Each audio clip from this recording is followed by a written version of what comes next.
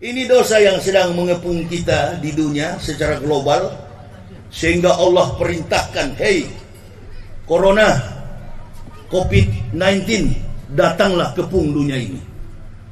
Walaupun itu dalam skala politik garis bilateral, itu adalah senjata biologis yang bocor. Sehingga kita main tuduh satu persatu, di dalam begini pun nggak boleh berkumpul. Kenapa? Kalau pro pemerintah aman.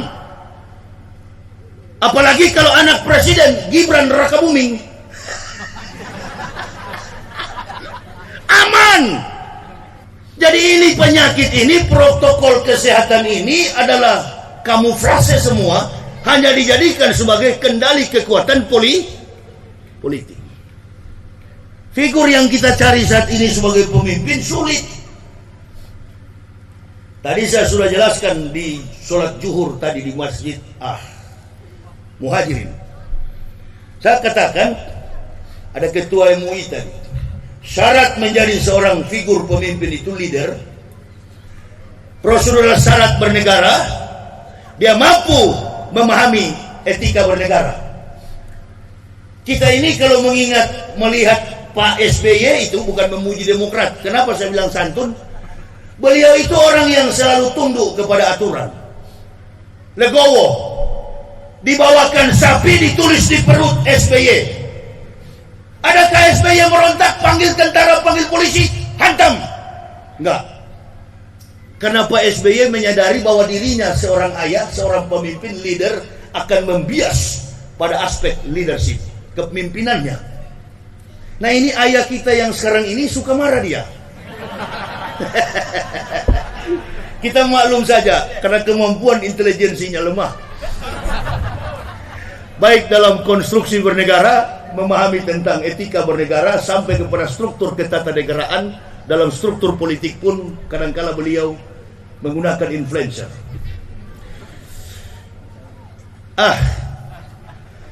Leader, pemimpin yang dicari adalah bastotan fi ilmi wal jismi al-qawiyul amin. Pemimpin yang kuat, yang berilmu, yang kemudian membias pada aspek kepemimpinan. Itu yang dicita-citakan masyarakat Indonesia. Selagi pemerintah ini tunduk kepada aturan Allah, menjauhkan segala macam maksiat, menjauhkan segala macam kebusukan dalam menjalankan roda pemerintahan, insya Allah Indonesia akan baik-baik saja, ekonominya akan berubah walaupun di tengah pandemik COVID-19. Tapi ketika Islam diganggu, ulama-ulama diganggu untuk menertibkan dunia ini, ada 4 orang, bukan polisi, bukan tentara. Polisi dan tentara tidak mampu menertibkan masyarakat yang begini brutal. Tanya polisi tentara kalau ada. Polisi dan tentara tidak mampu menertibkan masyarakat Indonesia yang begini brutal. Tadi apa Pak Kepala Desa? Antum bilang ada apa tadi? Mengenai pengaruh daripada bias daripada IT, informasi telekomunikasi. Kata beliau, kepada orang tua, jagalah anak-anak kita. Sekolah dasar saja sudah berani saling Pak Kades, kenapa antum tidak pergi ke polisi dan tentara lapor itu? Nah karena beliau orang Islam, tahu ilmunya. Kiwamud dunya bi arba'ati asah. Tertib dunia ini bergantung pada 4 orang. Yang pertama, bi ilmi ulama'i, ilmu para ulama. Nah kita orang Islam jadi begini kan, sampai kita diadu domba, terpecah belah begini. Ada cebong, ada kampret. Saya juga kemarin kampret, pilih Prabowo. Apa antum bilang Prabowo kalah? Prabowo menang, tapi yang dilantik Jokowi. Itu kan jujurnya begitu. Prabowo menang, Jokowi yang dilantik. Enggak apa-apa, Prabowo Indonesia, Jokowi juga orang. Nah berhenti itu cebong kampret, maksud saya. Kalau kita kritisi pemerintah sebagai mubaligh, Kalau kami mengkritisi pemerintah bukan dalam etos dan kinerja pemerintah, bukan, ibu bapak, jangan salah ya, jangan dipolitisir bahasa saya. Kalau kami mengkritisi Pak Jokowi dan Pak Maruf, itu dalam ranah etika kezoliman yang sudah terlalu lebar di masyarakat. Kalau mengkritisi etos dan kinerja pemerintah, bukan hak seorang pendakwa, hak anggota parlemen. Coba tanya tuh anggota DPR kalau salah saya ngomong begini. Kita belajar ilmu bernegara. Masjid ini negara. Pengurus masjid yang di dalamnya ada ketua, ada sekjen, ada wakil. Kemudian jamaahnya Masjid Asy-Syuhada adalah penduduk desa setempat di sini. Negara itu adalah benda yang mati. Pemerintahan yang menghidupkan negara yang mati tadi menjadi sebuah bangsa, ras. Negara adalah rumah. Rumah kita di sana ada ayah, ada ibu, ada anak-anak. Itu pemerintahan. Dalam skala kecil berbicara tentang makro kehidupan, mikro kehidupan, bahkan lompatan bilateral yang lebih jauh. Indonesia ini masyarakat yang dihiasi dalam pergaulan etika dan sistem dalam menjalankan pemerintahan. Indonesia ini dikenal sebagai negara Pancasila yang dilandasi oleh kesantunan adat istiadat budaya dari setiap daerah. Makanya tidak cocok kalau diterapkan budaya komunis di Indonesia. Tidak usah diajar cara berbudaya. Kenapa? Karena implementasi daripada 5 sila yang merupakan buah yang manis yang dihasilkan oleh para founding fathers kita, founding mothers kita, ibu bapak pendiri bangsa ini. Kebanyakan dari mereka bergelar ulama.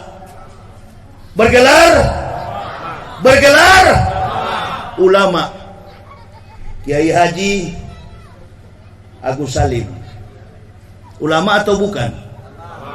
Kecerdasan beliau, lapisan otak besar, cerebral cortex, lobus parietal, lapisan otak besar daripada Agus Salim lebih besar daripada Albert Einstein.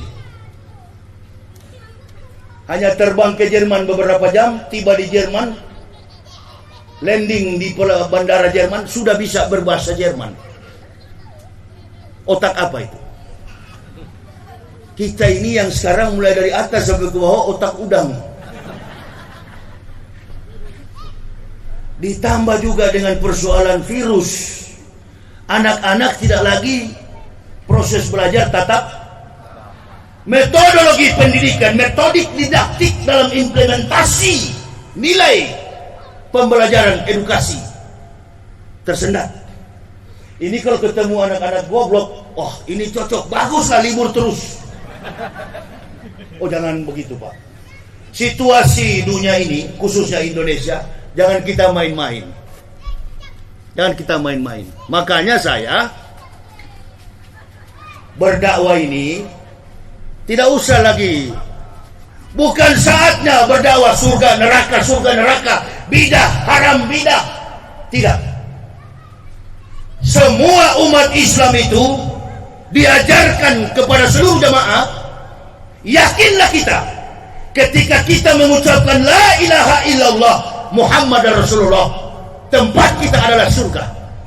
Itu yang ngomong bukan saya. Hadis Nabi SAW.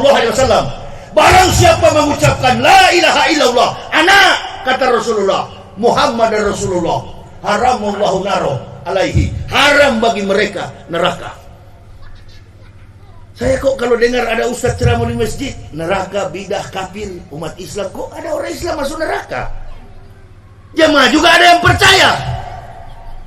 Yang masuk neraka itu adalah orang kafir yang bukan itu baru pas. Dalam situasi dan kondisi begini, kita umat Islam perlu persatuan.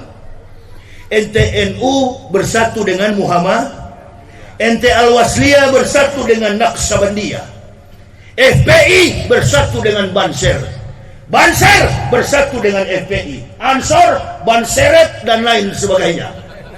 Bersatu kawan, jangan mau dipecahkan. Tapi yang suka pecah-pecahkan ini ternyata bukan masyarakat. Mohon maaf Pak Dewan. Yang bikin hancur persatuan di Indonesia ini adalah statement para pejabat. Coba evaluasi lagi. Coba kita feedback ke belakang. Kita flashback ke belakang. Come back to history. Pulang kepada sejarah. Ributnya sejak Jokowi memimpin dari awal sampai sekarang, Indonesia ini terus-terus ribut. Saya bilang begini bukan benci sama Pak Jokowi, enggak. Saya bilang begini karena saya bertanggung jawab atas kemaslahatan bangsa dan negara, terutama tegaknya Islam di masa datang. Allahu Akbar. Mayoriti bangsa ini adalah ya, atas berkat rahmat Allah yang Maha Kuasa dan dengan didorongkan oleh keinginan luhur supaya berkehidupan kebangsaan yang bebas, maka rakyat Indonesia menyatakan dengan ini kemerdekaannya. Andil dalam kepedulian memerdekakan negara ini mayoritas adalah ulama. Saya sudah terlanjur basah, saya sudah terlanjur terjun ke dunia perjuangan dakwah, lalu saya tidak manfaatkan momen seperti ini. Allahu Akbar. Kalau saya masuk Islam cuma mau cari kelebihan rezeki, ngapain singgung yang begini? Ambil jalan, ada dua, amar ma'ruf nahi mungkar. Saya cari yang ma'ruf supaya jadi wapres. Masuk juga bola ini. Konteks dakwah itu tujuannya dua, amar ma'ruf nahi. Kalau cuma mau cari ma'ruf, iya kan? Rajal di samping Pak Jokowi ini kan dulu kiai. Sekarang Rajal sudah jadi wapres. Gara-gara Rajal inilah pindah menjadi pejabat, Islam jadi begini. Coba tanya tuh ibu-ibu tuh. Bu, antum kalau ditinggali suamimu pergi nikah lagi, bukan tinggal wafat, tapi antum ditinggali suamimu pergi menikah dengan perempuan lain. Apa yang berkecamuk dalam pikiran dan benak hatimu terhadap suami? Tunggu dulu. Apa kira-kira? Apa kira-kira, Bu? Apa yang berkecamuk dalam pikiran dan hati kita ketika ditinggal suami untuk menikah lagi? Apa itu? Sakit hati, kecewa, frustasi, bahkan bingung menghadapi kos hidup to the next time, untuk waktu yang ke depan. Betul? Itulah jamaah ini sekarang, umat Islam Indonesia. Bi ilmi ulama. Ulama yang semestinya menuntun umat dalam konteks vertikal teologis, dia pergi kepada jabatan politik. Nggak apa-apa, antum sebagai ulama kuasai ilmu politik lebih daripada politikus, tapi antum tidak usah menjadi politikus. Mengingat Indonesia ini dimerdekakan dengan keringat, darah, dan air mata para pejuang-pejuang Islam yang notabene gelar mereka adalah innal ulama warasatul anbiya. Jangan sebagai ulama merayap ke pintu bupati, merayap ke pintu wali kota, merayap ke pintu gubernur, merayap ke istana negara, dari merayap jadi pejabat.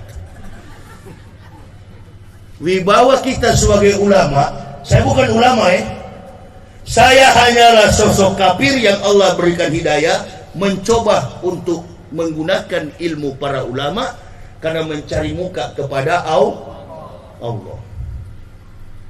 Saya tidak ada organisasi Islam. Memang saya tidak mau dari awal berorganisasi Islam. Saya sudah tahu bakal begini jadinya. Saya dari awal tidak pernah bergabung dengan organisasi Islam manapun. Baik NU, Muhammadiyah, Naqsabandiyah, Al-Wasliyah, FPI, Banser, Ansor, Banseret, dan lain sebagainya. Saya nggak pernah. Kenapa? Saya orang dari kafir yang diberi petunjuk, tidak mau memecah belah ukhuwah Islamiyah.